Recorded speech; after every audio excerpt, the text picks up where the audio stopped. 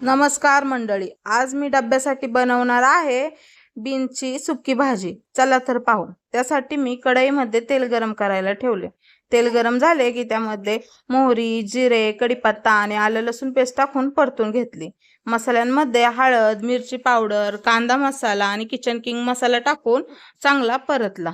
थोडंसं पाणी टाकलं, त्यामुळे आपला मसाला खाली करपला नाही जात। बीन्स, बटाटा आणि टोमॅटो बारीक कट करून घेतला, तो त्यामध्ये टाकून घेतला। चांगला मिक्स करून घ्यायचा। चवीपुरती साखर, मीठ टाकून शेंगदाण्याचा कूट टाकून घेतला। थोडंसं त्यामध्ये पाणी टाकायचे।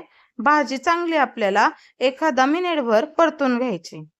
झाकण ठेवून आपल्याला भाजी बारीक गॅसवरती शिजवून द्यायची। झाकण काढायचे, मधून मधून भाजी मिक्स करत राहायची। वरतून कोथिंबीर टाकली, झाली तर मंडळी आपली भाजी तयार।